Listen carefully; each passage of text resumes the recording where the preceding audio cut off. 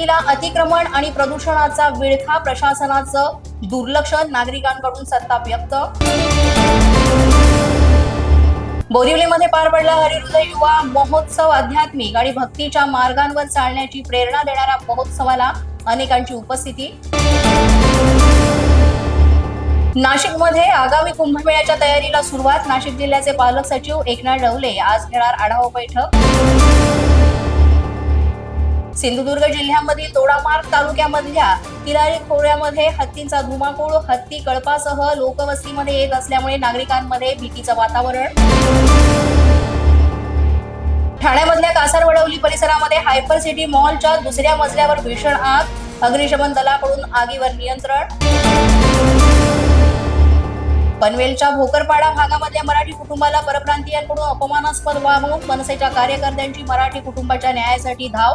घडलेल्या घटनेचा परप्रांतीय कुटुंबाला मनसेने जाब विचारला. पुण्यामध्ये येरवडा परिसरामध्ये असणाऱ्या कामगार नगरमध्ये गाड्यांची तोडफोड तसंच श्रीकांत चव्हाण नावाच्या तरुणाला कोयत्यानं मारहाण.